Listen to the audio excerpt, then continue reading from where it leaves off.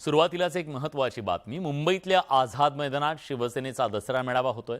त्यासाठी सिल्लोडमधून 350 बसेस मुंबईला रवाना झाल्याची माहिती मंत्री अब्दुल सत्तार यांनी दिली. जिल्ह्यातून जवळपास 25,000 समर्थक निघाल्याची माहिती त्यांनी दिली आहे. शिवसेना असो की उबाठा गट असो, दोन्हीच्या दसरा मेळाव्यांना मराठ्यांच्या नाराजीचा फटका बसेल असं वक्तव्य मंत्री अब्दुल सत्तार यांनी केलं.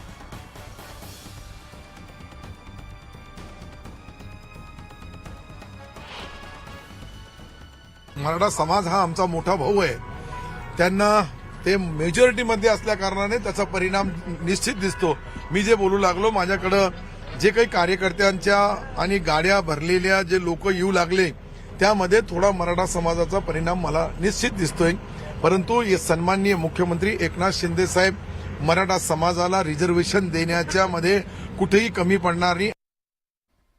आणखीन एक महत्त्वाची बातमी आपल्या हाती येते. आदित्य ठाकरेंच्या विरोधातल्या याचिकेवर 6 डिसेंबरला सुनावणी होणार आहे. सुशांत सिंह राजपूत आणि दिशा सालियान मृत्यू प्रकरणी याचिका दाखल करण्यात आली आहे. मुंबई उच्च न्यायालयाकडून सुनावणीची तारीख निश्चित करण्यात आली आहे. राशिद खान पठाण यांनी ही याचिका दाखल केलेली आहे आणि या याचिकेच्या माध्यमातून या प्रकरणाच्या बद्दल कुठलाही निर्णय घेण्याच्या आधी आपल्याला आपलं म्हणणं मांडण्याची संधी द्यावी, याच्यासाठी आदित्य ठाकरे हे सुद्धा न्यायालयामध्ये गेलेले आहेत आणि त्यांचं म्हणणं सुद्धा न्यायालयाकडून ऐकलं जाणार आहे आणि या याचिकेवर आता 6 डिसेंबरला सुनावणी होणार आहे. सुशांत सिंग मृत्यू प्रकरण, दिशा सालियान मृत्यू प्रकरणी जे आरोप झालेले होते त्या पार्श्वभूमीवरती ही याचिका दाखल करण्यात आलेली आहे. प्रशांत बाग आपले प्रतिनिधी आपल्यासोबत आहेत. प्रशांत, काय तपशील आहे याबद्दलचा? विलास, आपल्याला माहिती आहे की खरं तर दिशा सालियान आणि सुशांत सिंग राजपूत यांचा मृत्यू झाला तेव्हापासूनच अनेक वेगळ्या प्रकारचे आरोप आदित्य ठाकरे यांच्यावर झाले होते. मात्र मुंबई पोलिसांच्या तपास यंत्रणेनं कधीही आदित्य ठाकरे आरोपी आहे अशा प्रकारचं वक्तव्य केलं नव्हतं किंवा पुरावे तसे आहेत असंही म्हटलं नव्हतं. पण या सगळ्या प्रकरणामध्ये काही तांत्रिक पुरावे हातात असल्याचा आरोप करत रशीद खान यांनी आरोप केलेले आहे, जे सुप्रीम कोर्ट लॉ ज्युडिशियरीचे अध्यक्ष आहे. आणि त्या पुराव्यांच्या आधारे त्यांनी हायकोर्टामध्ये आदित्य ठाकरे यांची चौकशी करून कारवाई करावी अशी मागणी केली आहे. पण आदित्य ठाकरे यांनी याही याचिकेकरता कॅव्हेट दाखल केलंय. सातत्यानं आरोप होत असतात. आता मुख्य न्यायाधीश देवेंद्र कुमार उपाध्याय यांनी सगळ्यात महत्वाचा आज निर्णय घेतला. जी तातडीच्या सुनावणीची मागणी होती रशीद खान यांची, ती मात्र त्यांनी मंजूर केली नाही, पण याचिका स्वीकारली आहे. आणि आता 6 डिसेंबरला होणारी सुनावणी सगळ्यात महत्वाची आहे. अर्थात आदित्य ठाकरे यांनी जे इंटरव्हेन केलेलं आहे ते इंटरव्हेन सुद्धा त्यांच्यासाठी महत्वाचं ठरणार आहे. कारण मुख्य न्यायाधीश देवेंद्र कुमार उपाध्याय यांचा 20 सदस्यीय खंडपीठ आदित्य ठाकरे यांचा इंटरव्हेन सुद्धा ऐकणार आहे. 6 डिसेंबर ही तारीख खऱ्या अर्थानं आदित्य ठाकरे आणि या पूर्ण प्रकरणासाठी अत्यंत महत्वाची मानायला नक्कीच हरकत नाही. विलास, धन्यवाद प्रशांत, तुम्ही दिलेल्या सगळ्या सविस्तर माहितीबद्दल.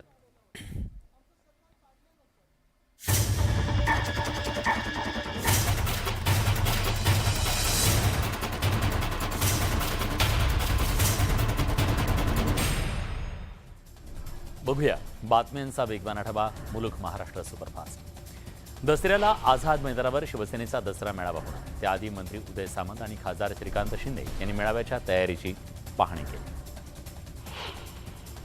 बीडच्या परळी इथल्या गोपीनाथ गडावरील त्रिदेवीची भाजप नेत्या पंकजा मुंडे यांच्या हस्ते महापूजा करण्यात आली. यावेळी पंकजा मुंडे यांनी दिवंगत लोकनेते गोपीनाथ मुंडे यांच्या समाधीचं दर्शन घेतलं.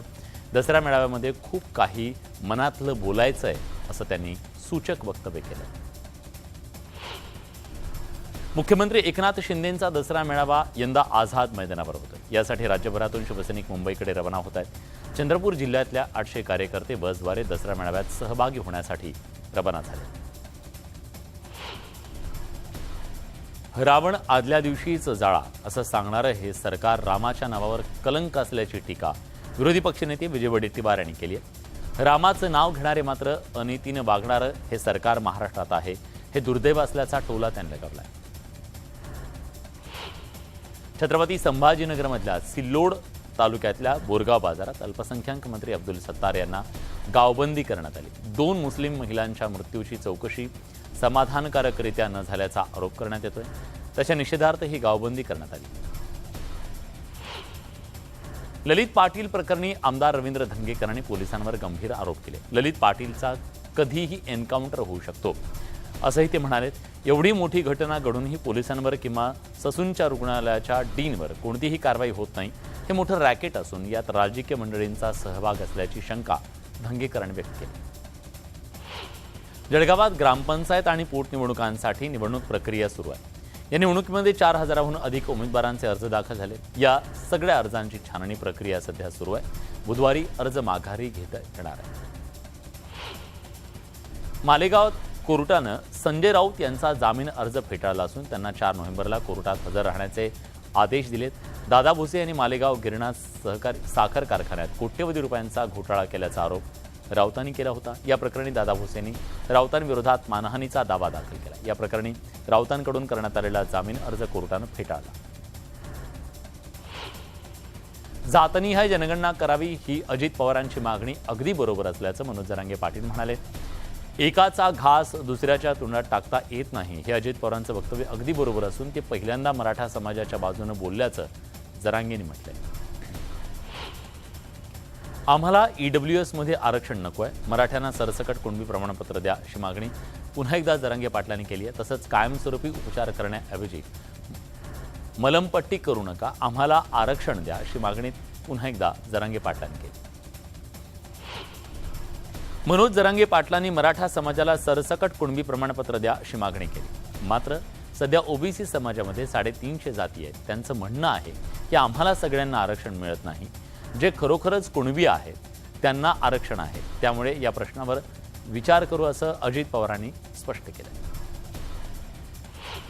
राज्यात मराठा आरक्षणाचा मुद्दा सध्या चांगलाच तापलाय. यावर आता राज्याचे उपमुख्यमंत्री देवेंद्र फडणवीस यांनी भाष्य केलंय. आरक्षणाचा प्रश्न अतिशय गंभीर असून सरकार या संदर्भात प्रयत्नशील असल्याचं फडणवीस म्हणाले. सरकार पूर्ण ताकदीने मराठा समाजाच्या पाठीशी असल्याचंही फडणवीसांनी स्पष्ट केलं. मराठ्यांना सरसकट कुणबी प्रमाणपत्र द्या या जरांगे पाटलांच्या मागणीला विरोधी पक्षनेते विजय वडेट्टीवार यांनी विरोध दर्शवलाय. 3 पिढ्यांचा पुरावा असल्याशिवाय अशा पद्धतीनं सरसकट कुणबी प्रमाणपत्र देता येणार नाही. सरकारनं तसं धाडस करू नये, अन्यथा आम्हाला न्यायालयीन लढाई लढावी लागेल असा इशारा विजय वडेट्टीवारांनी दिला. मराठा क्रांती मोर्चानं पत्रकार परिषद घेत आपली भूमिका स्पष्ट केली. संपूर्ण मराठा समाज मनोज जरांगेंच्या पाठीशी आहे. मात्र आम्हाला हिंदू मराठा म्हणून आरक्षण द्या अशी मागणी मराठा क्रांती मोर्चाने केली आहे. तर 2 दिवसात आरक्षणाबाबत भूमिका मांडा, अन्यथा लाँग मार्च काढू. मराठ्यांचा लाँग मार्च सरकारला झेपणार नाही असा इशारा मराठा क्रांती मोर्चाने दिला. राज्य सरकारनं मराठा आरक्षणाबाबतची जाहिरात दिली. राज्य सरकारकडून देण्यात आलेल्या जाहिरातीमध्ये मराठा आरक्षणासाठी धोरण आखल्याचं सांगण्यात आलं. मराठा समाजाच्या हक्काचं संविधानाच्या चौकटीत आणि न्यायालयीन प्रक्रियेत टिकणारं आरक्षण देण्यास हे सरकार बांधील आहे असा मजकूर जाहिरातीत आहे. लातूर जिल्ह्यातल्या अनेक गावात मराठा आरक्षणासाठी ग्रामस्थांनी नेत्यांना गावबंदी केली. आमदार अमित देशमुखांचा ताफा लातूर जिल्ह्यातल्या बोरगाव काळे गावात येताच ग्रामस्थांनी मोठ्या प्रमाणात घोषणाबाजी करत त्यांना काळे झेंडे दाखवले. जरांगे पाटलांनी पुढाऱ्यांना गावबंदी करण्याचं आवाहन केल्यानंतर लातूरातल्या मराठा समाज आक्रमक झाला. उदगीर तालुक्यात वाढवाणा पाटी इथून जाणारा क्रीडा मंत्री संजय बनसोडे यांच्या गाड्यांचा ताफा अडवण्यात आला. गावबंदी असताना तुम्ही का आलात असा जाब त्यांना विचारण्यात आला. मराठा आरक्षणाबाबत मोठमोठ्या घोषणा केल्या. कमिटी करणारे म्हणाले कमिटीची एकही बैठक झाली नाही. शब्द दिला, तारीख दिली, त्याचं काय झालं असा सवाल आमदार रोहित पवार यांनी सत्ताधाऱ्यांना विचारला. मराठा आरक्षणासाठी अधिवेशन बोलवा अशी मागणी खासदार सुप्रिया सुळेंनी केली आहे. तर आत्महत्या केल्यानं प्रश्न सुटत नाही, त्यामुळे कोणीही आत्महत्या करू नका असं आवाहन त्यांनी केलंय.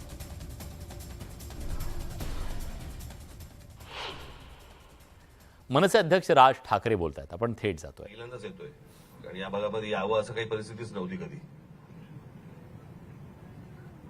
मला इथून ज्यावेळेला मी तो समोरचा परिसर ज्यावेळेला पाहतोय अख्खा, इथून गाडीने जा ये लहानपणापासून केली. तुमच्यापैकी किती जणांना माहिती असेल मला माहिती नाही, पण हा जो रस्ता आहे आपला माईम कॉजवेवरून बांधला जाणारा, त्याच्या रस्त्यावरती समुद्राच्या पाण्याच्या लाटांचं पाणी यायचं. त्या रस्त्यावरती इथपर्यंत सगळा समुद्र होता अख्खा. पण हे सगळं बुजवत आता आमचा सगळा कोळी बांधव इथे राहतोच आहे. तुम्हाला आठवत असेल मागचा गुढीपाडव्याचा मेळावा, आणि त्या गुढीपाडव्याच्या मेळाव्यामध्ये मी सांगितलं होतं इथे एक समुद्रामध्ये दर्गा झालाय. कोणाला पत्ता नव्हता. आमचा कोळी बांधव इथे असून देखील माहित नाही काही काय चाललंय, माहित नाही. इथे डीसीपी ऑफिस असून देखील माहित नाही काय चाललंय इथे. आणि मग ज्या वेळेला ते सगळं चित्र दाखवल्यानंतर तो रात्रीच्या रात्री हटवला गेला. ती जी कारवाई झाली त्या सगळ्या कारवाईमध्ये देखील हे सगळं साफ झालं. आणि मला असं वाटतं की त्याबद्दल मी राज्य सरकारचे आभार मानतो की त्यांनी रात्रीच्या रात्री ती सगळी कारवाई केली, हा सगळा परिसर अख्खा मोकळा केला. आज इथे माहीमच्या किल्ल्यावरती मशाली लागणार आहेत, त्या कायमस्वरूपी राहोत. माझी इथे असलेल्या सर्व कोळी बांधवांना देखील माझी विनंती आहे की इथे जागता पहारा तुमचा असला पाहिजे. काय होतंय काय नाही होतंय हे तुम्ही पाहणं गरजेचं आहे. कोण येतंय कोण जातंय हे देखील कळणं गरजेचं आहे. आज हा माहीमचा किल्ला मी पहिल्यांदा लांबून पाहिलाय पण जवळून पहिल्यांदा बघतोय. माझी एक विनंती आहे की ह्या किल्ल्यावरती हे जे काही लाल पांढरे हिरवे निळे जे काही लाईट लावलेत त्याच्याऐवजी एक कुठचा तरी लाईट लावावा, असा पांढरा असा कुठचा तरी, की जेणेकरून ते जे मॉन्युमेंट ज्याला आपण म्हणतो की स्ट्रक्चर एक फार तर एक चांगल्या दर्जाचं दिसायला लागतं. ते रंगीबेरंगी केलं की फारच, जसं मुंबई करून ठेवली आता आपली, सगळ्या त्या दिवे येते बघा समोर, आमचे झेंडे फडकत आहेत तिथे. पण मला असं वाटतं की एक रंग त्याला दिव्यांचा असावा आणि याची काळजी महानगरपालिका राज्य सरकार सतत घेत राहील. आम्ही तर घेत राहूच. पण माझी परत कोळी बांधवांना विनंती आहे की त्यांनी दुर्लक्ष करून चालणार नाही. सगळ्या कच्च्या बच्च्यांना संध्याकाळचं सकाळचं इथे घेऊन येत जा, फिरवायला घेऊन येत जा, त्यांना दाखवा, त्यांना इतिहास सांगा, इतिहास दाखवा. आणि अशाच प्रकारचे जे काही गडकिल्ले लपले असतील ते जास्तीत जास्त आपण लोकांसमोर आणायचा यापुढे प्रयत्न करू. मंगलप्रभाजी, मी पुन्हा एकदा आपले आभार मानतो, राज्य सरकारचे आभार मानतो. आणि 1992 इथं आज मशाली पेटणार आहेत. काही पेटलेत का? बरं.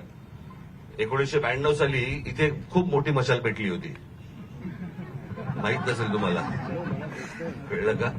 तर त्याच्यानंतर आज माहीम किल्ल्यावरती चांगल्या आपल्या मशाली पेटतायत, त्याचा मला अतिशय आनंद आहे आणि त्याबद्दल मी मंगलप्रभाजींचे आभार मानतो. धन्यवाद. जय हिंद, जय महाराष्ट्र.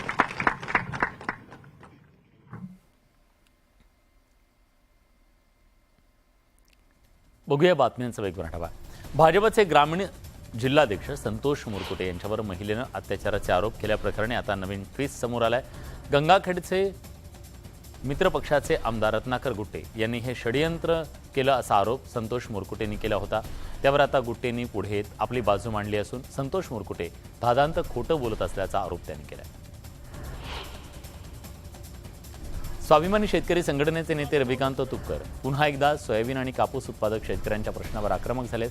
सोयाबीनला 9,000 तर कपाशीला 12,500 इतका प्रति क्विंटल दर द्यावा या मागणीसाठी शेतकऱ्यांनी आंदोलन केलं. शेतकऱ्यांचं संपूर्ण कर्ज माफ करावं या मागणीसाठी तुपकर बुलढाण्यात एल्गार यात्रा काढत आहेत. राष्ट्रीय आरोग्य अभियानांतर्गत कंत्राटी अधिकारी कर्मचारी कृती समितीनं 22 ऑक्टोबरपासून राज्यव्यापी कामबंद आंदोलनाचा इशारा दिलाय. त्याचं निवेदन अकोला जिल्हाधिकाऱ्यांना देण्यात आलं. पुण्यश्लोक अहिल्यादेवी होळकर यांच्या जन्मगावी चौंडी इथं धनगर आरक्षणाच्या दसरा मेळाव्यासाठी बीडमधून तब्बल 2,000 गाड्यांची रॅली जाणार आहे.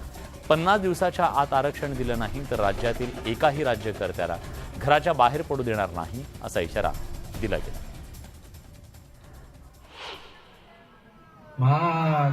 धन्यवाद राजसाहेब. आज खऱ्या अर्थाने मुंबईतील गडकिल्ल्यांची मशाल पेटलेली आहे आणि असे सर्व किल्ले असेच मोकळे व्हावेत ही अगदी मनापासून इच्छा. झालं भाषण पॉइंटर टाकतो.